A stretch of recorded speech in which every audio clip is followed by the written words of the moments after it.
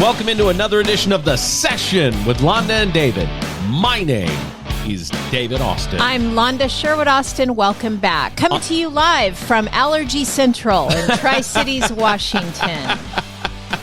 Pollen is in the air. It's beautiful outside, but holy smokes, we're suffering over You here. want to say love is in the air, but it's pollen. It's That's pollen. what's in the air.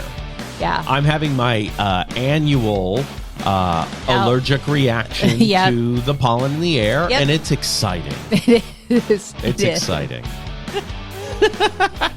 I like your shirt today, honey, because you look wild. You look like maybe a cougar. It's Hello. it is springtime, but it's still sweater. That's exactly right for you. I'm wearing chilly. the smallest T-shirt I possess because I'm burning hot. And it could be andropause. And if you don't know what that means, you don't listen to this show enough. If you don't know, Google is free. Oh my gosh. David, I know you're excited to get into our restaurant review. Why don't we start there today? Okay, the restaurant review nobody asked for. The restaurant is called Hyde. Hyde. Hyde, like Jekyll and Hyde. Right. Hyde in Richland, Washington. For Tri-Cities residents, the people who are from Eastern Washington, you may remember when it opened, it was Dupus Boomers. Do you remember that when it opened as I Dupus do. Boomers? And it was kind of a... And I thought, Well, it was a local brand. I understand. I thought it was an interesting decision, and I felt like, boy, I don't know if that's going to work. Well, I thought it was a great try to bring a local... I know that's funny, but I'm not trying to be funny. E for effort. What they did was they created a character Bless your heart. That's what themed you restaurant just said. based on a character from the newspaper in Tri-Cities, Washington. And that was Dupus Boomer. And he was a guy who came over when Hanford started. In the 40s. In the 40s. And he was a comic book character in the local newspaper. Kind of like Beetle Bailey, No, except for nuclear. I get it. And yeah. that's how that restaurant started. That was the theme, right? And they had a, what's the word I'm looking for? A starter restaurant, kind of a trial run at WSU there on campus before they opened the one in Richland. And it did okay. The biggest drawback was there was not adequate parking for that particular facility. Anyway, it failed. It went on to something else. That's what it did. It went on to become something else. And Well, I got a question for you. I'm curious Yes. right now. Why are you being so careful the way you talk about this? well, I'm not careful the the way I'm restaurant talking started. about it. It didn't do well. It failed. It closed. Well, here's the thing. The owner of the What am I building missing? was also the owner of the restaurant. He's still the owner of the building and leasing out space to other restaurants. So it was not a failed restaurant. It was an investment in the building that he built and runs and manages. So there you go. The restaurant concept did not do well. Another concept came in, and it became kind of a nightclub, kind of a rave sort of nightclub. Yeah, it was crazy, my dudes. That ultimately went away as well. So this iteration, Hyde, is kind of a, I don't know, a higher end, fast casual restaurant. I don't know if I'd even call it fast casual. Okay. I think they're striving to create an experience. Sure. I think they're striving to create a fine dining experience in a bit more casual atmosphere. I gotcha. And I think they're doing it. Okay. I did not take the tour upstairs to see the upstairs layout, but apparently there's a big bar upstairs as well. Mm-hmm. It's a 2-story facility, and upstairs also has a big outdoor deck seating area, which I don't know if it's open yet or not because it hasn't been consistently comfortable outside. Right. But the building is a really cool building, so I'm excited to see a new concept in the space that hopefully does well, because I do want to go there. Yeah. Parking's still a problem, though. That's the only thing about that concept that I can say that's not awesome. There are 8 spaces dedicated to that restaurant, and that's it. And I appreciate you bringing that up. It is, that is what it is. Right. And so what I like to do, and I did that night, is just pretend I'm in a different city. Right. And the reason I do that is sometimes I have to tell my brain stories to make things okay. I know I'm not the only one. So I thought, if I go to Portland, I don't think anything of parking and driving. Parking and driving. Parking and walking. Parking and walking. Right. Several blocks. Sure. To get to something. So I think that as Tri-Cities, Washington grows, we have to start thinking like a bigger city. Sure. We're going to have to start doing things like that. So yes, you've got to park somewhere. You've got to walk a couple of minutes. Just pretend you're in a bigger city. It's fine. And that would be good if Richland were more walkable. For instance, the Parkway right down the street is that concept. You park and you walk to wherever on the Parkway you want to be. Again, though, picture Portland. Right. Sure. You park in a neighborhood. Yeah, that's right. 4 blocks from the restaurant and you're going there, to, and you don't think anything of it. Right. And that's the case. But the problem in Tri-Cities, Washington, is Tri-Cities is still kind of spoiled. You pull up to a restaurant, it's got an 80 parking space parking lot typically. When you're in the downtown corridor of Richland, there is no space for that. The closest space where you can park and walk would be like the library or City Hall. So, which is a block. So people are going to need to get used to that for this concept to be wildly popular. Here's what I would say. Yes. Park and walk. Yeah. It's worth it. It's worth it to give it a try. Absolutely. And to check it out.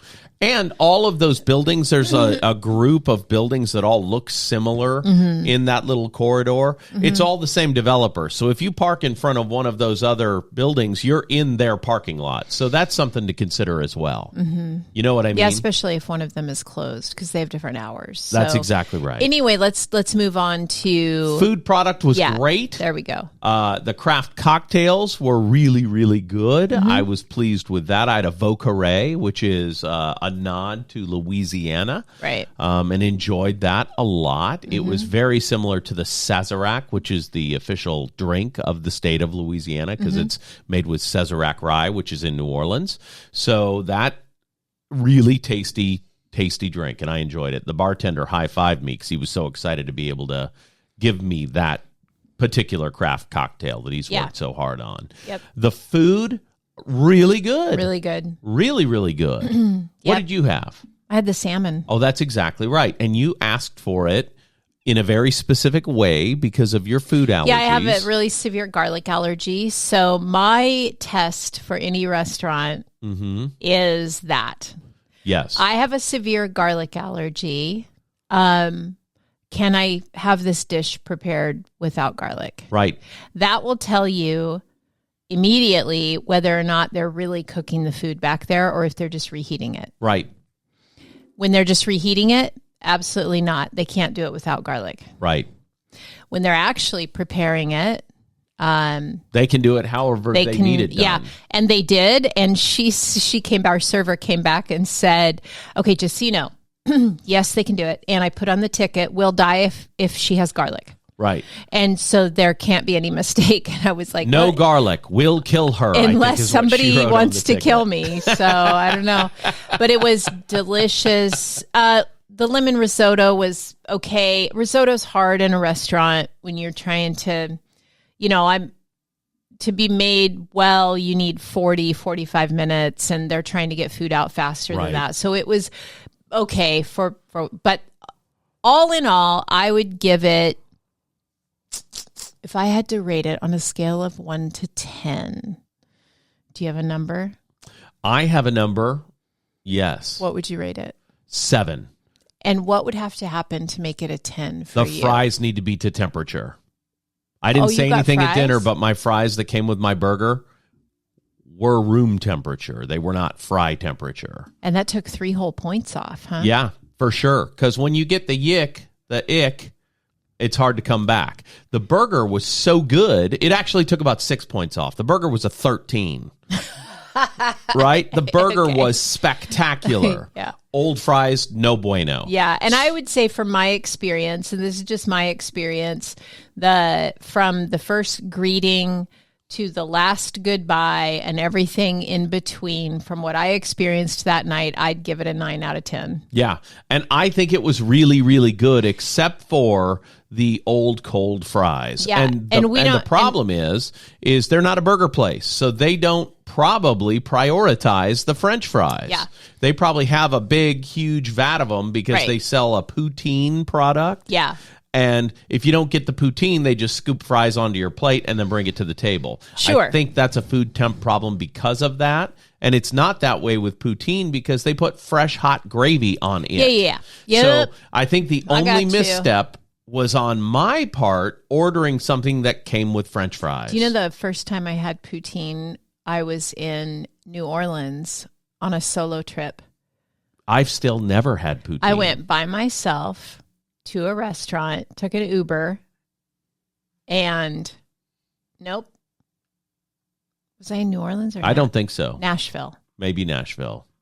Yeah, I've never had poutine in New Orleans. That's not a thing I've ever associated with the French Quarter. Nashville is where I was. Took an Uber by myself. Uber's in downtown Nashville, super cheap. And had dinner by myself. It was lovely. It was a great time.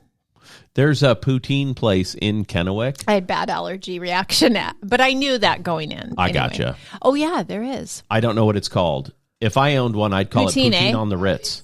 It's literally poutine, eh? Okay.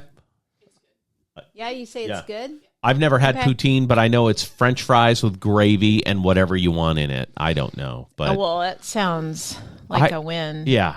What else is going on?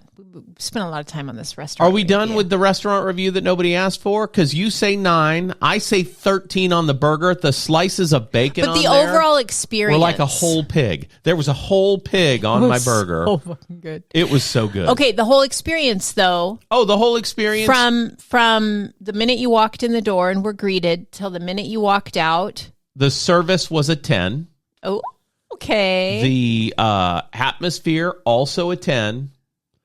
The cold fries, a -6. Right? So yeah, I get it. And overall, you give it a spectacular burger. So I would actually probably give it about an 8 or 9, but I'm never ordering the fries again. So we don't get paid for this review. Right. We could. Wink, wink. And we don't get free food or any of that kind of thing. None of that. But we could. But we don't. We go in, we just like normal people and review it. And I would say they've got a really good product going there. I think so. I hope they keep up the standards because I can tell that they're working hard to create something that we don't have anywhere else. Sure. Honestly. And French fries are something I shouldn't be eating, actually. So I don't really want to dock them for that. But other stuff food on the temp menu. is super critical to me. Yeah. And so that was the only thing that was a disappointment. All right, David. Yes. Enough about the fries. We Okay. get it. Yes. Let's move on. Pope Francis is no more, and there's going to be a conclave soon. And if you don't know what that is, I recommend you rent the movie Conclave. I mean, it won. Do you have to rent it, or can you just get it on your It's on Peacock services? if you've got Peacock. If you don't have Peacock, run on down to your local video store. You may have to rent it on one of your streaming devices. Boys. But Conclave... When you said rent, I pictured in my brain. I went back 37 years in my brain to the Blockbuster to when video. I was working at a video store next to Doc's Pizza. One block over. Okay. From Doc's Pizza, yeah, and that's when we rented. You didn't just rent the video. Gather around, children. Grandma's going to tell a story about the good old days. Yes. Not everyone had a VHS player. They were pretty new and they were expensive. But for $8, you could rent the player. Right. And it came in a little suitcase. Yep. And then you could rent the movies to go with it. Right. And so, and I worked at one of those little video stores for a while. I have a thing for hot video store girls, so that makes sense. Wow. Okay. I do. There's something about those girls in their little khaki pants at the video store. I never wore khaki pants. Well, you didn't work at Blockbuster. That's no. Right. The last Blockbuster is closing, I heard. That's exactly right. Yeah. Where is it? It's in Oregon. Oregon. Bend, maybe? Bend. Yep, it's in Bend, Oregon. Bend, Oregon. And the movie that you can rent about it is called The Last Blockbuster. Oh. And is it closed yet, Ada? Will you find out? We had a kid go down there 3 weeks ago with his family to go to The Last Blockbuster. Yeah, he wanted his kids to see it before it's closed. And they're 12 and 10, so they'll probably remember that, That's right. So. That's right. Blockbuster, though, Friday nights, the little Austin family, little tiny Caitlin, little tiny Benjamin, we would load up the family minivan and roll on down to Blockbuster Video. Yep. We would see Joshua Henn every single Friday night in there with his daughter renting videos, and so he and I bonded over that time. I remember the Friday night video. Absolutely. Going to Blockbuster in Pasco. And if you wanted to get the newest release, you had to call a few days ahead of time and get on the list. Yep, you had to reserve. It was a whole thing. It was a whole thing. Oh my gosh, that's gone. It is not closed yet. I can't find a date. Okay. So it's not closed yet. Can't find a date. We don't know. So if you want to see the very last Blockbuster, you better get in the car right now and head to Bend, Oregon. Before or you can closes. just rent the video on your local streaming device. There and you go. There you go. What's going on in the markets? The markets are... Oh, wait. We were talking about the Pope. I apologize. You started into the Pope, and I got sidetracked by movies because of Conclave. Right. Pope Francis, who is the first Argentinian Pope, passed away on early morning, Monday morning. Right. And he apparently had a stroke, and it was all related to his health issues that have come down, and that stroke led to... He was aged. 88 years old. Yeah. 88 years old, yeah. So he was widely received as a sensitive pope and a kind of kinder, gentler pope. Oh, okay. And I'm not Catholic, so I didn't really follow that. If he was a world leader, right? So I absolutely have always, ever since I was a little kid, thought the Pope, I'm not Catholic either, was a world leader that was to be listened to at least. And often when the Pope comes to America, it's a big, how do you do? Right. It's funny because our vice president, J.D. Vance, had an audience with the Pope on Easter Sunday. And there he was. And then the next morning, the announcement came that he was gone. So he's now lying in state at the Vatican. He'll be there for, I think, 6 days. And then there'll be a funeral there. In the, is it St. Peter's or St. Andrew's? I don't know where it is. I don't know. The courtyard out in front of the Vatican, though, they'll have a big funeral. But it's a lot of pomp and circumstance. Yeah, tradition is what I was going to say. But a lot of that over the next few weeks. Yep. And then I think it's 10 days. The conclave will start. And it's cardinals from the College of Cardinals. And you have to be anywhere from, I think, 30 to 80 to be included in consideration. And to be the new pope. Okay. And 80% of the cardinals that are currently in the College of Cardinals were appointed by Pope Francis. So his traditions may go through. And the conclave is kind of an interesting thing because it takes a 2/3 majority vote to elect a new pope. So they on average do 2 votes in the morning and 2 votes in the afternoon or evening. And then they have smoke if there's if it's failed. No, they have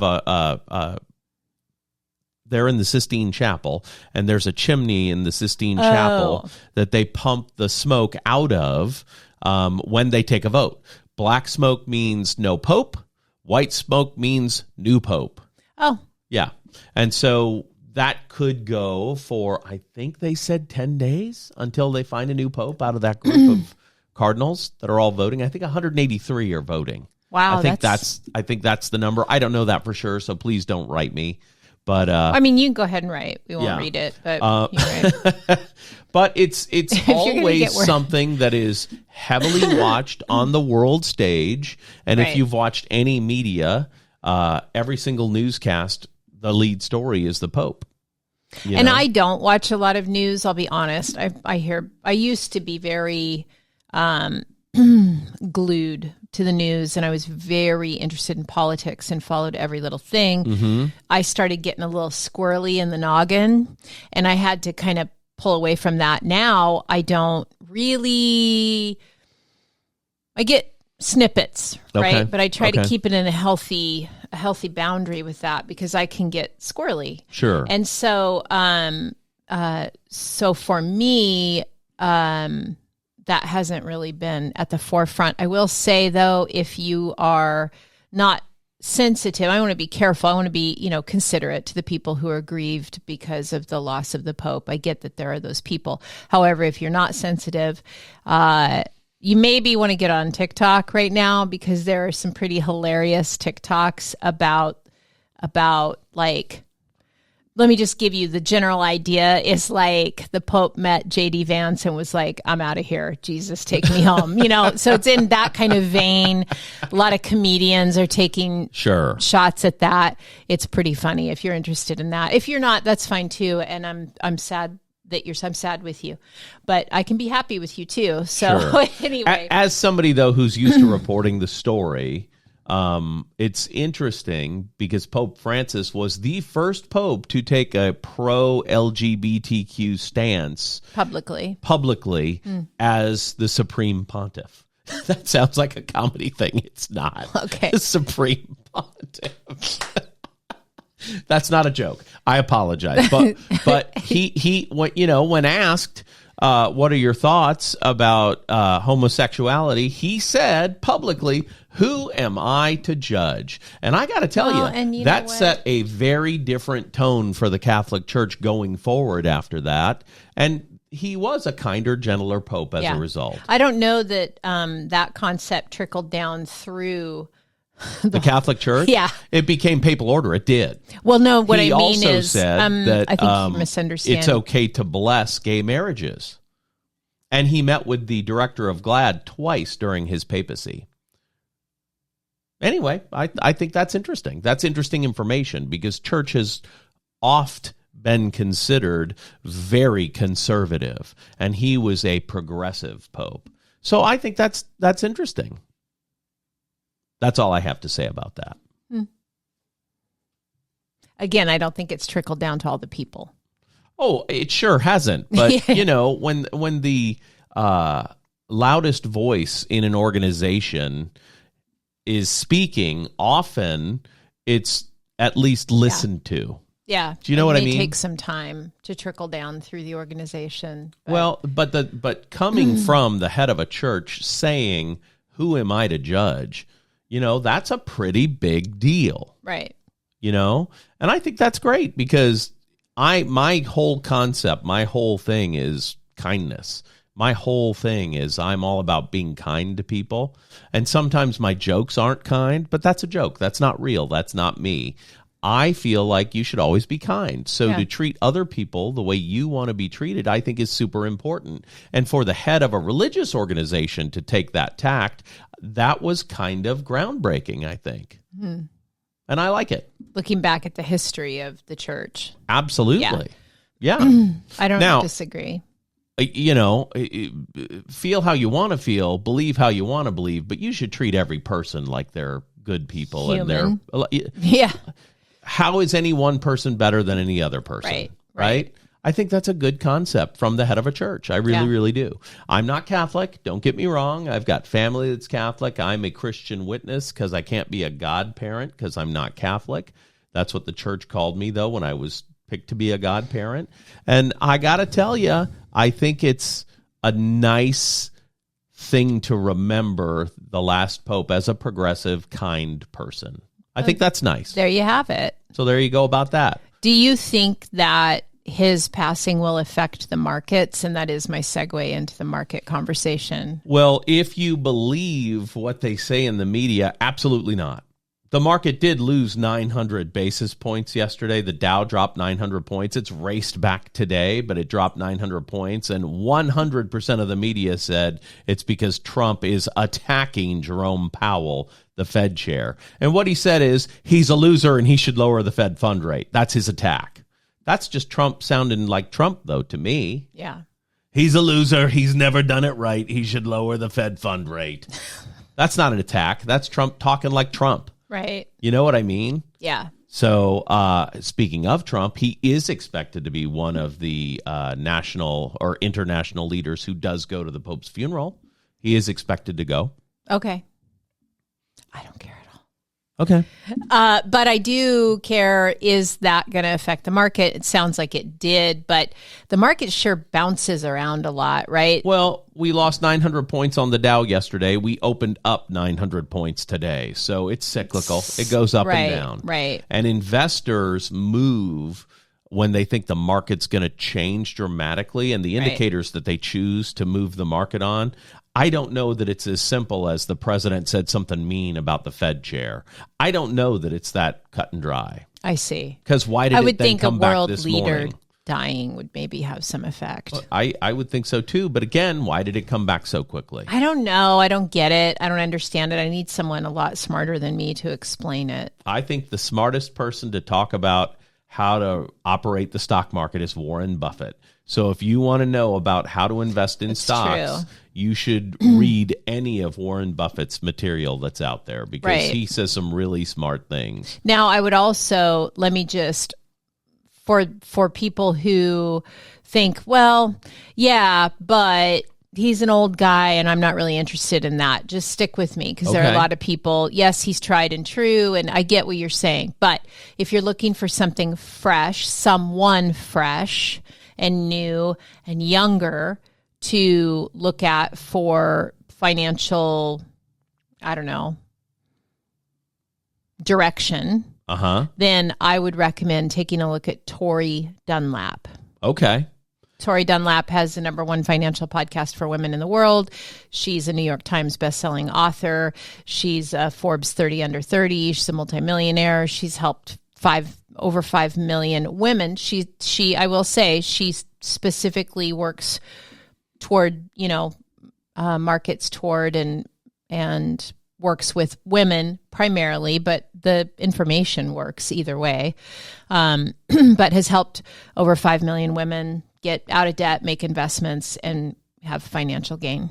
I think the moral of the story is doing sensible investments will keep you from making crazy decisions. And here's what I mean by that. When you look at the 5 billionaires that were rated last week by ABC News, they talked about money gained and money lost since the first of the year.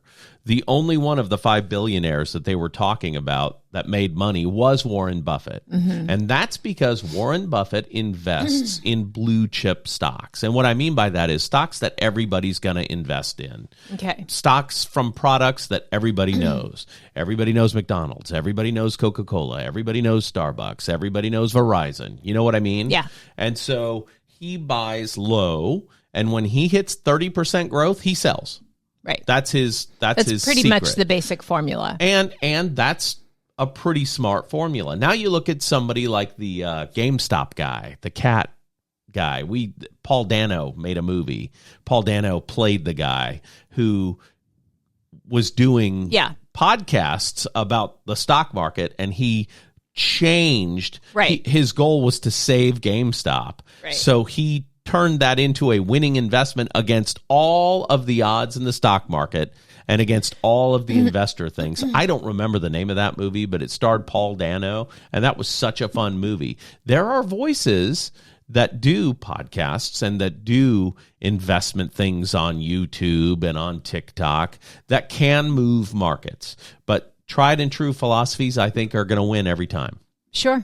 Invest smart. Sure. Don't get out above you. And if you're not quite to the place of investments, then I would say Tori Dunlap, The Financial Feminist, is her podcast, and her book would be a great place to start, because she can show you how to start with nothing or backwards and build something. We've got a couple kids that use like small day trading apps on their phone, like Robinhood and other apps like that. Acorn, I think, is one of them. And you can make small purchases without paying commissions to brokers on your phone in real time. Yeah. I think that's fun to play with if you've got a little bit of money. But to me, that is very similar to one of the online gambling apps that you can have on your phone. I was just going to say, yeah. I appreciate you saying that, because I do think that the stock markets is just like grown-up gambling, right? Yeah, it is. And, in a lot of ways. And if you listen to, say you read the Wall Street Journal,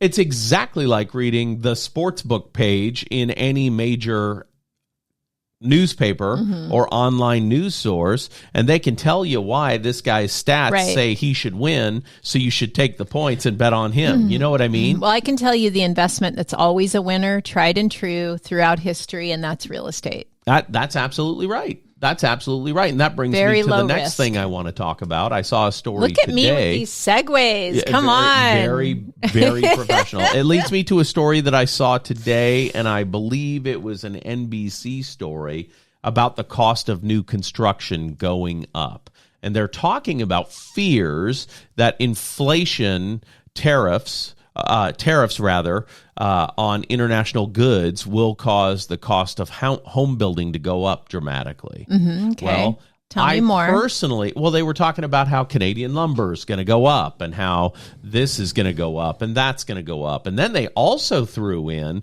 some statistic that I did not verify, but it was like 60% of construction workers are illegal aliens. Oh, good grief. I don't know that I believe that. That seems hard to believe. Well, it does seem hard to believe, but laborers, they're saying... And maybe saying, it's because I know a lot of construction people, and so I find it hard. 60% of the people I know that are in construction are not illegal. You know what I'm saying? Sure. But that's an interesting thing because they were talking about how the cost of imported goods is going up, so houses are going to get more expensive, and then the cost of labor is going to go up, implying that builders are purposely giving slave wages to illegal aliens to sell cheaper houses. And I've never heard that before, but that is what the news implied this morning in that NBC News report. I miss Walter Cronkite. I do too. I've worked with builders for years and years and years, and I don't know any who pay less than minimum wage to their workers. Yeah, that's I don't know any. I've never heard of that. Yeah. If it's happening, we're not aware of it. The moral of the story is, you know what? It was ABC News because Michael Strahan was the person who voiced the package. I don't think he researched the stats, but he was the person who voiced the package. So I think it was ABC News. And it was definitely interesting to know that the average home in America, new construction, they estimate will go up by $9,000. And I remember when they imposed the school impact fee in Pasco, and they went up $7,000, and there was nothing happening on the national scale when they did that. You know what I mean? Yeah. So making a blanket statement that housing is going to get more expensive, and then they went on to say first-time home buyers won't be able to buy because of this. It's a scare tactic. So the moral of the story is... I disagree with everything they said. The moral of the story is when new housing gets more expensive, that helps resale houses also go up in value, and home appreciation is good for the market if you're a homeowner. Yeah. If you're a home buyer, it's not super good for the market, but hopefully rates will continue to trend down, and then that inflation will be kind of offset. Yeah. You know what I mean? So now still a really good time to buy here locally, despite the scary stories that the national media is putting out there, and despite the fact that the Fed didn't decide to lower interest rates. So Jerome Powell's a big loser, a major loser. And that's an attack on Jerome Powell. Right. Major loser. Yeah. Not your words. Not my words. That's apparently the attack by the President of the United States. Well, fun stuff. Rude. I love watching it. I if you are shopping for a home and you think you can't afford one, like, you're listening to this media and you're saying we're never going to be able to afford a home. You probably can. Sure. We can help you figure that out. And if you can't right now, you're really good at putting people on a successful path to home ownership. Absolutely. With their financial picture. Right. Like, okay, this is where we are right now. Here's what you could do right now. And they decide, we don't like those options. We'd like to be able to, buy at a higher price point, for example, because they don't like their options at the price point they can do right now, or they're just not available in our area. You get to a certain price, and like if your top end is maybe $200,000, I'm going to have a hard time finding you a single family residence. Right. That is where you want to be. And yes, and is able to be loaned on. You know what I mean? Yes. I don't know what financeable.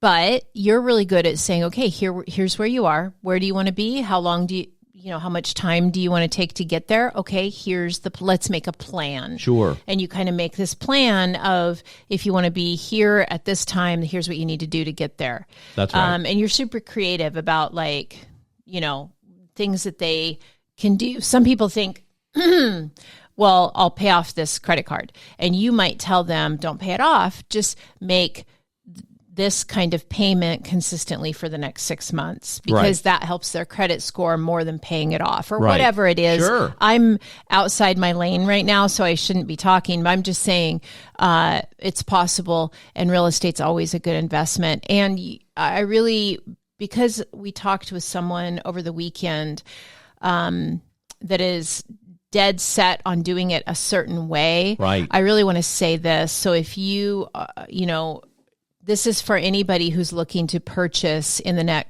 this year or next year. Okay. That's who I'm talking to right now.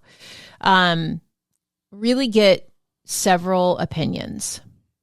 Look at different scenarios and different perspectives. And I encourage you to keep an open mind, because there are some people who follow a certain training or a certain person or a certain, you know what I mean? Mm-hmm. And they say, do it this way. It must be done this way. Maybe be open-minded to other ways and other possibilities. I think you have to be, because you could really miss out on a great opportunity if you're not open-minded to some other ways of getting into a home. Yeah.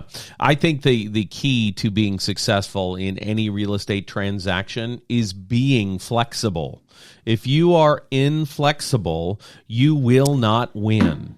You have to be willing to bend to accommodate a win for each side. Right. And I want to teach a seminar, and I have talked to you about it, called How to Win Every Time in Real Estate. And the real answer in how to win every time in real estate is to give the seller what they want so you can be the winning buyer, or as the seller, to give the buyer what they want so you can sell your property. If you're malleable, no matter what, you can win every time at real estate. And I think people who walk into any lender's office and tell the lender how they're going to buy the house, they are setting themselves up for disappointment. Big time. And that's the only thing I would say to prospective home buyers or prospective home sellers. Yeah. Find a way to get a team that you trust so that you can learn where being flexible is most important. Right. And if you're not willing to bend, you will break and you will not win. Yeah. And that made me just think of something. So write this down. We could do videos. This is me just... you could make a video about that, and then we can send it out to buyers and sellers. Well, we just made the video about that. Well, no. I mean, more in depth. I'm thinking back to that class that Ada and I recently went to, a class that was taught by an agent who came from Arizona, I think. And he was talking about how their team sends a lot of videos to clients just to save time and also not make mistakes, like to make sure they're getting the information we want them to get. Right. We made a video so that it's the same every time, right? And it also is a huge time saver for everybody. They can watch it when they have time to watch it. We're not duplicating having that conversation again and again. But I'm thinking like that might be a really helpful thing to, rather than teaching a workshop or a seminar and trying to fill the room with people, why not just make a video and then we send it out to our people, our buyers, our sellers? I gotcha. Yeah. I love it. I love that idea. I think that's great. So long story short, hide, fun restaurant, skip the fries, but the Pow Pow shrimp is incredible. Pow Pow. The Pow Pow shrimp was really good. Yeah, that's the thing that everybody that I've talked to about that place has said, did you try the Pow Pow shrimp? And the answer is yes. The salmon was killer. I would recommend it. It's spendy, but it was so good. That bacon cheeseburger was so good, it slap your mama good. I mean, wow. Yeah. Wow. Skip the fries. They're not to tempt. Okay, we get it. David has nothing but contempt for those damn fries. And by all accounts, the couple we went with loved the salads that they had. Yeah. So that was great. And then the craft cocktails are really, really good. So I say give it a try. Mm-hmm. Hide, thumbs up. Yep.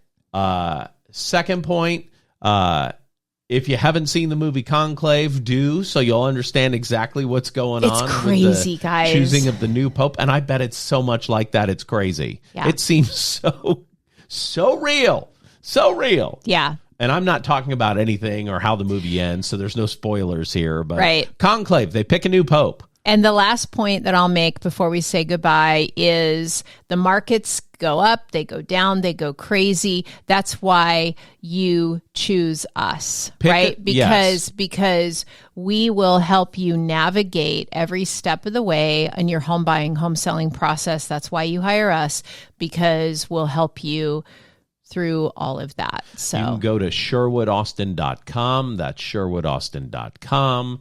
to find out more about us. And what I will say that is a little more broad is if you're listening to this and you're making a real estate decision and you can't use us, I urge you to find a success team that you trust so you don't go into it without flexibility.